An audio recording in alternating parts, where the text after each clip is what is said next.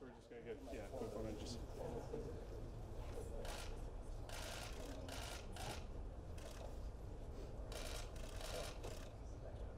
Here.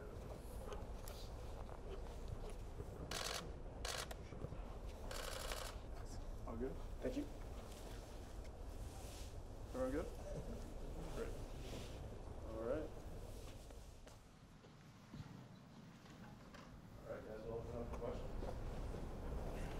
How does it feel to town here? Got into town this morning. Left Sioux Falls at 8. I think I arrived at like 1:30 here. So. Yeah, it's been crazy. I mean, all the stuff leading up to the draft has been crazy. And, once I heard my name get called, all that stress kind of went off. But, yeah, it's been a whirlwind.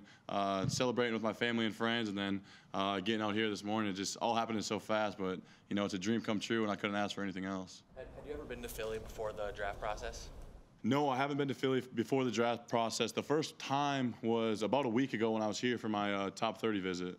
What's your impression? I mean, it's only early, but are you excited to live here and move back east? And yeah, I'm excited to live here. Obviously, the fans here are amazing. The town atmosphere, the sports atmosphere is so cool. Looking at all the stadiums just across the street in that block area, it's going to be a really cool place to live, and I'm excited. What has Carson Wentz said to you? I talked a little bit to him before. We have the same agent. As soon as I got drafted, he said, "Let's go, homie." And then we kind of talked about a few expectations. So I'm really excited to be here with him. Kind of a local guy for me, so it'll be really cool having him here. Did he have to do with you picking your agent? Was he involved in that? Yeah. So I was kind of picking between a few different people, and he sent me a text message and kind of sold them to me for the agency. And I feel like he's a great guy, great football player as well. And I figured if he liked him, I think I'd do good with him as well. When you took your top 30 visit here, what was that like? What do you think they wanted to learn from you during that process? I think they knew quite a bit. I met with them at the Combine as well. I think it was just a little bit more of a feel thing, a little bit more personal. Got to spend a little bit more time with the coaches. And, I just think they wanted to get to know me as a person a little bit better because, obviously, I think my tape kind of speaks for myself. I think the meetings at the Combine went really well, so I think it's just more of a kind of a feel thing. Dallas, we've seen a bunch of highlight reel type catches from you in college. How did you become that guy? Is that something you have to work on? Yeah, I was lucky enough to play at South Dakota State where they used me in the offense a lot, put me in different positions, and I was kind of the go-to guy. So sometimes a quarterback would be in trouble and throw a ball that was a little bit too high or a little bit too far in front. And I think I have really good ball skills. My athletic ability helped, and I was just able to make some plays. With the way they moved you around the formation so much, whether it be inside, outside, flex, whatever, how much do you feel that prepared you to take this next step in an offense like this? Yeah, I think it helps a lot. Anytime, if I just learned the tight end position at South Dakota State, it'd be hard to learn every position here. So I think playing different positions, moving around, helped my football IQ, and I feel like I have a really good football IQ. So I'm excited to get in the playbook and learn this offense. Have you talked to Zach Ertz yet, and how do you see you two fitting together? Yeah, I just got a text message from him after I got drafted, just kind of telling me that he's excited for me to come there and congratulations. But that's about all our communication so far. But I see us working really well together. Obviously, he's a great player. I've watched a lot of his film, learned a lot from him already, and being in the same room as him is kind of a dream come true. I'm going to learn tremendous amounts from him and what he does on the field, and I think we'll complement each other really well. Does it kind of take the pressure off you coming to a situation where they have a guy like Zach Ertz and a veteran guy like Richard Rodgers for you to kind of like gradually, learn the position, learn the NFL and everything? Yeah, it kind of takes off the pressure, but at the same time, I'm a competitor. I love to play the game, so I'm going to be out here competing every day, and, I might not see the field right away as I would in some different situations because you guys do have the Zach Ertz and Richard Rodgers, so it does take a little bit of pressure off, but I'm excited to be out there with them. How different is this offense from the one you ran at South Dakota State? It's a little bit. Obviously, the pro-style offense, they have a little bit more depth. In-depth stuff. They do a few more different things, but football's football. You got 11 guys and you line up and go from there. They have more plays. They have a few different things, but I don't think I'll have a problem learning the offense. I'm excited. I like how they use the tight ends in the office, so being in Philadelphia is a really good fit for me. Did you watch the Super Bowl? I did. And your thoughts when when you watch the Super Bowl, not knowing at the time that you'd be on this team? Yeah, you know, I was rooting for him the whole time. Watching Carson Wentz, he wasn't on the team. There's a couple other local guys, Nate Gary, just watching them, and you know, Philadelphia, kind of the underdog mentality. I love that, and you know, they went out there and put out an excellent performance. The Philly special, some of the play calls they did was just amazing, and they played a great game, and obviously brought the Lombardi Trophy back. I think I got a pretty good arm. I think I got a pretty good arm. You mentioned the Philly special. It looks like that jersey has the number 88. I mean, the last time that jersey was worn, Trey Burton was throwing that pass.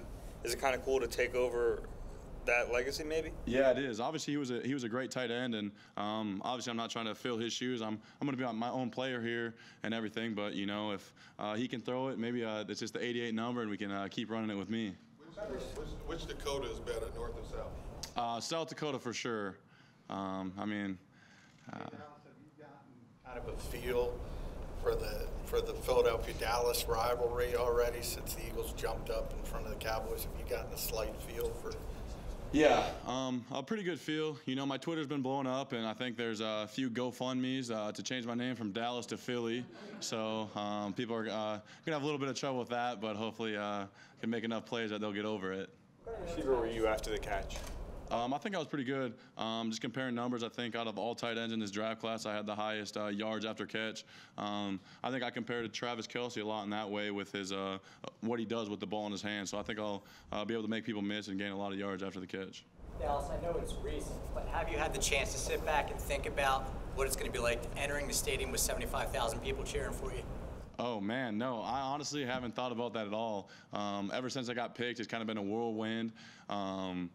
You know, I feel like there's a lot that I have to put in before that comes. A lot of hard work that's going to go in before that. But, you know, I can't wait until that day. Running out there is going to be incredible. What has Doug Peterson said to you? Obviously, you meet him before you come down to see us. What has he shared with you? He hasn't shared too much. He's excited that I'm here. He's really glad that they were able to get me at pick 49. You know, it's just kind of been meeting, talking a little bit. But I think he's a great guy, and I'm excited to play for him. Talk any football at all? Nope, haven't talked any football yet. What's the plan these next 2 weeks before rookie camp starts? You know, we'll probably discuss that a little bit later. We haven't. It's just been. I went around the facility and met all the coaches, and we'll probably get a game plan here a little bit later today before I head back. You were a basketball prospect, and you know what was that like? From some of the things I've read and seen, you kind of didn't want to give that up. You weren't that excited about football for a while. How did you become more of a football player? I guess, you know, I played a lot of different sports in high school, and kind of whatever season it was my favorite sport. Basketball was probably my first true love because I could play it in first grade, where football I didn't start playing until 7th grade. And when we played football, we weren't ever very good. I think we had 19 guys out from 9 to 12, so the coach would be playing defense, and it was just a lot harder because, you know, you just weren't winning as much, and you know, our offense in high school was pretty basic, didn't really know what was going on. But when I got to college and, you know, I got in the weight room and got with other people that love the sport, you know, I couldn't give it up, and I love it. You know, it just came. Who convinced you that that was your future? Probably my mom. Trying to decide between if I was going to play college basketball or college football. She kind of mentioned that, you know, not a lot of people my size make it to the NBA at the position I'd be at, and she thought I'd have a better chance playing football. So I got to thank her for pushing me over the edge. You put on a lot of weight when you got to, what was it, 60 pounds in school? How did you go about doing that and still maintaining your speed, your quickness, etc.? Yeah, so I feel like in high school I was a pretty naturally strong guy, but I never went to the weight room. We didn't really have a weight program. So once I got to South Dakota State and, you know, we had the weight program every day, we had the conditioning every day, I was just able to develop into my body, and I feel like it just came pretty naturally. Now it's back to the draft last night, and you're with family and friends, and it looks like the Cowboys at 50 are going to take you, and then the Eagles jump in front. Did that surprise you, and do you think that was done intentionally to avoid the Cowboys getting you? Yeah, I mean, I think they definitely jumped ahead because they thought there was a good chance that the Cowboys would take me. You know, I'm honored that they did that. They traded up to take me and everything. And yeah, it's just incredible to be here, and it was an incredible night. Can you take us through the unicycle thing a little bit?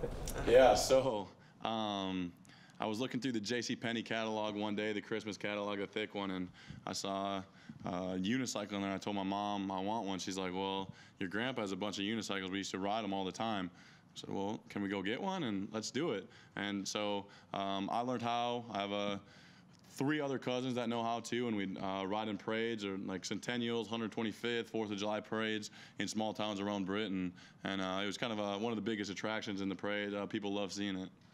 I mean, how does that help you athletically? Does it really help with your balance? Yeah, I think so. I think it helps with the balance for sure. You know, if you get hit a little bit on the legs, you're able to kind of contort your body to stay upright.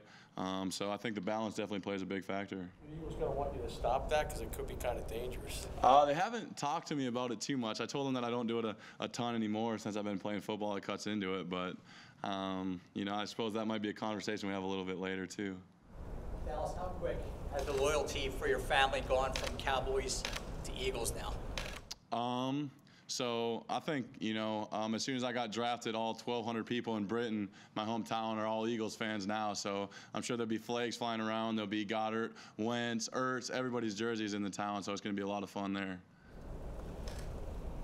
When Carson texted you, good luck, homie, did he spell homie with an I-E or an E-Y? I-E. All right, thanks, everyone.